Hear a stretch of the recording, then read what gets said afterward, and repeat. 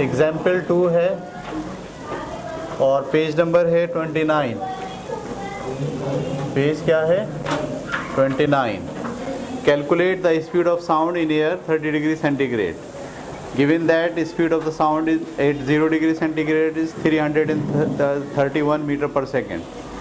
सही है, यानी आपको साउंड की स्पीड निकालनी है 0 डिग्री सेंटीग्रेड पर।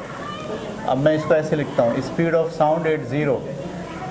ये क्या लिखा हुआ है? 0 डिग्री पे जो स्पीड है वो कितनी है? 331 मीटर पर सेकेंड। ठीक है, और आपको साउंड निकालना कितना पे है? उसकी स्पीड 30 डिग्री पे निकालनी है, ये मालूम करना है। ठीक है, बस ये बुनियादी फार्मूला है। तो टेम्परेचर आपको दिया हुआ कितना है? 30 डिग्री सेंटीग्रेड। इसको क्या बनाना है? केल्विन। केल्विन बनाने के लिए इसमें 273 प्लस कर देते हैं, तो ये क्या बन गया? 303 303 डिग्री केल्विन बन गया। अच्छा, फार्मूला क्या था स्पीड का? कल मैंने लास्ट टाइम आपको लिख के दिया था। v जो है वो बराबर होता है किसके? 0 डिग्री सेंटीग्रेड पर जो स्पीड है वो, और मल्टीप्लाई बाय √T/।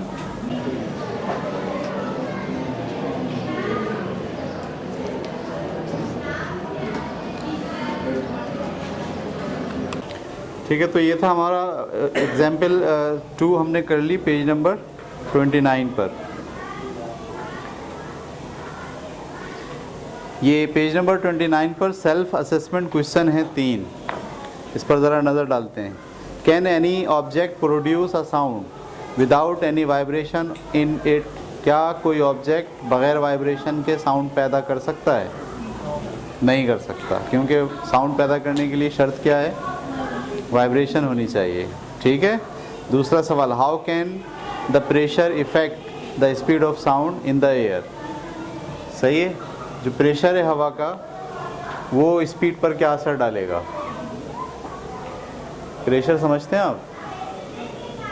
यानी हवा ऐसे दब जाए, और आपके ख्याल में जब हवा दब जाएगी तो हवा की डेंसिटी क्या हो जाएगी? ज़्यादा। जब हवा की डेंसिटी ज़्यादा हो जाएगी तो स्पीड क्या हो जाएगी? कम। तो प्रेशर के बढ़ाने से स्पीड क्या होगी? कम। यानी जिन इलाक़ों के अंदर हवा का दबाव ज़्यादा है वहाँ आवाज़ की स्पीड कम है, जिन इलाक़ों में हवा का दबाव कम है वहाँ आवाज़ की स्पीड ज़्यादा है। ठीक है। तीसरा सवाल है, अ sound wave travelling in a solid pass into the air. एक साउंड की जो वेव है इन अ सॉलिड, वो सॉलिड में जा रही है, वो पास, उसके बाद वो निकलती है इनटू द एयर, एयर में निकल जाती है। तो शुरू कहाँ से हुई? सॉलिड से। जैसे यहाँ से लेके वहाँ तक का एक लंबा सरिया रखा हुआ है, यहाँ से हमने इसको बजाया तो आवाज़ सरिये में से जा रही है, और वहाँ जो आदमी खड़े हैं वो सरिये के बिल्कुल करीब नहीं खड़े, थोड़ा दूर खड़े हैं, उनको भी आवाज़ आ रही है। तो इसका मतलब है पहले आवाज़ कहाँ जा रही है? सरिये में से जा रही है, लोहे में से जा रही है, और जब वो लोहे में से वहाँ से पास हो जा रही है, निकल जा रही है किस में? हवा में। और हवा में से गुजरते हुए फिर किन को सुनाई दे रही है? उन आदमियों को। समझ में आ रही बात आपको? तो बात ये हो रही है कि ये जो आपके पास साउंड है, ये साउंड जब किसी सॉलिड में से गुजर के कहाँ से पास होती है? हवा में जब पास होती है, निकलती है बाहर। तो लिखते हैं, a sound wave travelling in a solid pass into the air, what will happen to the speed of the sound wave when it enters the air? जब वो एयर में दाखिल होगी तो उसकी स्पीड क्या होगी? बढ़ जाएगी या कम हो जाएगी? कम होगी। क्यों? देखो, हमने पीछे डेटा के अंदर पढ़ा है कि जो सॉलिड है उसमें स्पीड क्या होती है? ज़्यादा होती है। सही है, उनके मालिक्यूल बहुत करीब करीब होते हैं, वाइब्रेट हो रहे होते हैं खुद से भी, तो वाइब्रेशन को पहुंचाना आसान है। सही है, इसलिए उसकी स्पीड क्या होती है? ज़्यादा होती है। लेकिन हवा के जो मालिक्यूल हैं वो खुद से वाइब्रेट नहीं हो रहे होते, और वो एक दूसरे के करीब करीब भी नहीं होते सॉलिड के मुकाबले में। तो इस वजह से हवा में उसकी स्पीड कम होगी और सॉलिड में उसकी स्पीड ज़्यादा होगी। ठीक है।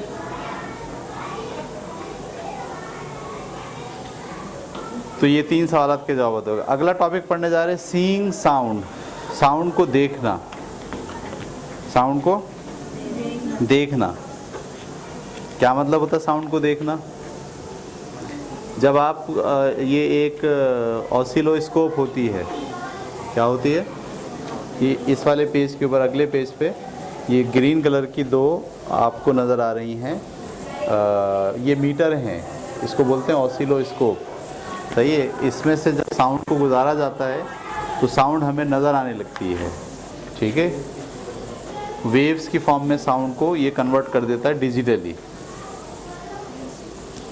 ठीक है। When we listen to a musical song on a radio, we can distinguish between the notes of various instruments such as a recorder and a violin being played in the song. यानी हम जब सुनते हैं आवाज़ तो हमें पता चल जाता है ये वायलिन की आवाज़ है, ये बांसुरी की आवाज़ है, ये सितार की आवाज़ है, ये ढोल बज रहा है। ठीक है।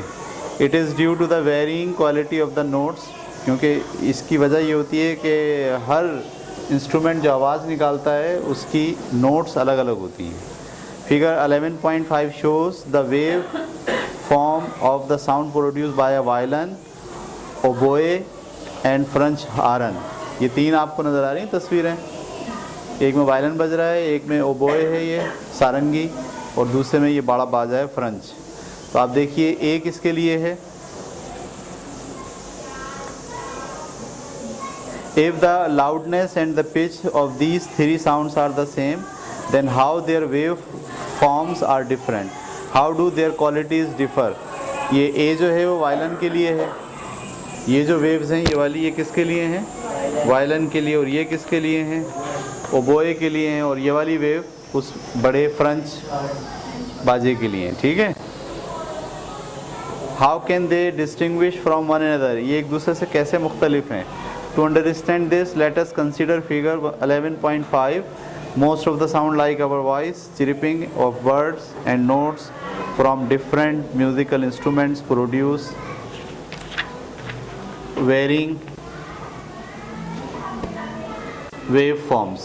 तो इसका मतलब ये है कि जो चिड़िया चहचहा रही हैं, मैं बोल रहा हूँ, घंटा बज रहा है, सही है, कोई बाजा बज रहा है, बांसुरी बज रही है, और आपकी आवाज़ और मेरी आवाज़, सब में क्या है? फ़र्क है। सबकी जो वेव फॉर्म है वो अलग अलग है।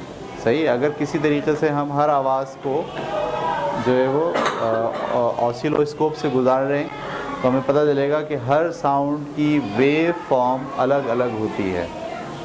अब ये वेव फॉर्म सबकी अलग अलग क्यों होती है, ये अब हम अगले टॉपिक में पढ़ने जा रहे हैं। ठीक है। तो सबसे पहले quality. It is defined as the characteristic of sound by which we can distinguish between two sounds of the same loudness and pitch। सही है। क्वालिटी किसे कहते हैं? एक ही मिक़दार की आवाज़ हो, सही है, साउंड की बुलंदी एक ही हो, लेकिन उसमें दो अलग अलग साज को आप जो पहचानते हैं, ये पहचान जो होती है ये दरअसल उनकी वेव फॉर्म की वजह से होती है। इसी को हम उसकी आवाज़ की क्वालिटी कहते हैं। ठीक है। डिफरेंट इंस्ट्रूमेंट से डिफरेंट टाइप की आवाज़ निकलती है, उसके ये जो डिफरेंट होना है इसे हम क्या कहते हैं? Quality of sound. हम बोलेंगे इसकी क्वालिटी अलग है, बांसुरी की क्वालिटी अलग है, ढोल की क्वालिटी अलग है, क्योंकि अगर उसको ऑसिलोस्कोप से गुजार के देखा जाए तो उसकी जो फॉर्म बनेगी वो सब सारी फॉर्म्स क्या होंगी? अलग अलग शक्ल की होंगी, जैसे कि आप इन तीन चीज़ों में देख रहे हो। उसके बाद है लाउडनेस। दूसरा क्या है? लाउडनेस। ठीक है। लाउडनेस किसे कहते हैं? It refers to the ability to distinguish between a loud and a quiet sound. ठीक है। लाउडनेस किसे कहते हैं? आवाज़ का ज़्यादा पैदा होना और आवाज़ का आहिस्ता पैदा होना। हम कहते हैं ना ज़रा इसकी आवाज़ बढ़ा दो, ये जो आवाज़ बढ़ा दो है ये दरअसल क्या है? लाउडनेस है। इसको लाउड कर दो। तो लाउड करने से आवाज़, आम आवाज़ ये है, फ़र्ज़ करो ये उसकी वेव है। ठीक है। जब आप कहते हैं इसको बढ़ा दो तो दरअसल आप क्या कहते हैं? आप ये कहते हैं इसका एम्पलीट्यूड बढ़ा दो। क्या बढ़ा दो? हाँ, एम्पलीट्यूड बढ़ जाता है। ठीक है। आप हल्के से मारो ढोल के ऊपर तो कम आवाज़ पैदा होगी, ज़रा ज़ोर से मारो तो ज़्यादा आवाज़ पैदा होगी। हम बोलेंगे पहले के मुकाबले में अब आवाज़ क्या हो गई, लाउड क्यों हुई, क्योंकि वो जो वाइब्रेशन का एम्पलीट्यूड था वो आपने जब ज़्यादा तेज़ मारा तो उसका एम्पलीट्यूड क्या हुआ, ज़्यादा हो गया। तो जो वेव्स डेवलप हो रही हैं वो ज़्यादा एम्पलीट्यूड वाली वेव्स डेवलप होना शुरू हो गई। ये बात क्लियर हो गई। इसी तरीके से ये जो लाउडनेस है इसका इन्हिसार एरिया पर भी होता है जो वाइब्रेट हो रहा है, सही है। मिसाल के तौर पर आप एक छोटी प्लेट के ऊपर ज़रा चमचा मारें तो आवाज़ डेवलप होगी, बड़ी प्लेट उस पर ज़रा चमचा मारें वैसे ही तो आवाज़ ज़्यादा तेज़ पैदा होगी, लाउड आवाज़ पैदा होगी। तो लाउडनेस का इन्हिसार किस बात पर है कि जो चीज़ वाइब्रेट हो रही है उसका एरिया क्या है। अगर उसका एरिया बड़ा है तो आवाज़ भी, एक ढोलची है और एक बड़ा ढोल है, ढोलची को मारो तो पट करके आवाज़ आती है, ढोल के ऊपर मारो तो आवाज़ ढम करके आती है, सही है। तो लाउडनेस क्यों पैदा हुई, क्योंकि जो चीज़ वाइब्रेट हो रही है कम एरिया वाली वाइब्रेट होगी तो उसकी लाउडनेस कम होगी, ज़्यादा एरिया वाली चीज़ वाइब्रेट होगी तो उसका लाउडनेस ज़्यादा होगी। ठीक है, आगे चलें। और पिच का मतलब क्या होता है, पिच का मतलब होता है फ्रीक्वेंसी। पिच का मतलब क्या होता है, फ्रीक्वेंसी का मतलब एक सेकंड में कितना वाइब्रेट हो रहा है, सही है, एक सेकंड में कितना वाइब्रेट हो रहा है। अब ये जैसे मैं बोल रहा हूँ तो मेरे गले में भी एक आला लगा हुआ है जो वाइब्रेट होता है, ऐसे थरथराता है, सही है। तो मेरे वाइब्रेशन की पिच फ़र्ज़ करो मिसाल दे रहा हूँ मैं, वो है 500, सही है।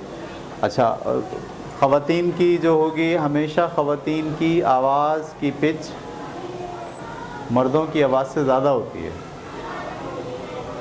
जैसे ही पिच ज़्यादा होती है, याद रखें, आवाज़ बारीक होना शुरू हो जाती है। बारीक आवाज़ की पिच ज़्यादा होगी। पिच का मतलब समझ रहे हैं आप, फ्रीक्वेंसी का मतलब ये है कि एक सेकंड के अंदर कितने चक्कर लग रहे हैं। एक ही आवाज़ है, ठीक है, मिसाल है, और एक ही आवाज़ है। कौन सी आवाज़ की फ्रीक्वेंसी ज़्यादा है, नीचे वाले की, ये बारीक आवाज़ है। इसका हम तजर्बा भी कर सकते हैं, बचपन में हमने किया है तजर्बा, आप और मज़ीद कर सकते हैं। साइकिल को स्टैंड पे खड़ा करके उसमें वो लगा लें प्लास्टिक की बोतल, जब वो घुमाएं तो वो उससे टकराने से क्या पैदा होगी, आवाज़ पैदा होगी ना, पट पट पट पट। आहिस्ता आहिस्ता घुमाएं तो पट पट पट पट पट, थोड़ा और तेज घुमाएं, पट पट पट पट पट पट पट पट पट पट पट पट पट पट पट। आवाज़ मोटे से क्या हो रही है, बारीक क्यों हो रही है, आवाज़ की फ्रीक्वेंसी बढ़ रही है। जैसे जैसे आवाज़ की फ्रीक्वेंसी बढ़ती जाएगी वैसे वैसे आवाज़ क्या होती जाएगी, बारीक होती जाएगी। ये बात क्लियर हो गई आपको। तो आवाज़ की एक प्रॉपर्टी होती है उसकी पिच, और दूसरी है साउंड इंटेंसिटी। साउंड इंटेंसिटी का मतलब वो अपने अंदर एनर्जी कितनी लेके जा रही है, सही है। वो कान के पर्दे को कितना ज़ोर लगाकर दबा रही है, उसे हम कहते हैं साउंड की इंटेंसिटी, कि भाई साउंड बहुत इंटेंस है, सही है। वो कान के पर्दे को बहुत ज़्यादा धक्का मार रही है। इसकी वजह भी वही होती है कि आप उसकी लाउडनेस जो है वो बढ़ा दें। साउंड की जब लाउडनेस को ज़्यादा कर देते हैं तो उसका क्योंकि एम्पलीट्यूड बढ़ जाता है, तो जब कान के पर्दे से टकराती है तो उसका एम्पलीट्यूड भी बढ़ा देती है। ये सारी प्रॉपर्टीज़ थी जो हमने पढ़ी। अच्छा, इसमें सेल्फ असेसमेंट है, 2 सवालात हैं। What characteristic determine the quality of the sound. Quality of the sound जो है वो किन किन खसूसियात से डेवलप होती है, एक ये सवाल है। If 2 sounds from different sources have the same frequency and loudness, can you distinguish the sound. अगर 2 मुख्तलिफ़ चीज़ों से आवाज़ आ रही है तो आप फ़र्क करके बता सकते हैं। जी हम बता सकते हैं, क्वालिटी की वजह से, ठीक है। बस टाइम हमारा ख़त्म हो गया, यहाँ तक इसको रखें। नॉइस एंड पोल्यूशन कल इंशाल्लाह अगली क्लास में पढ़ेंगे।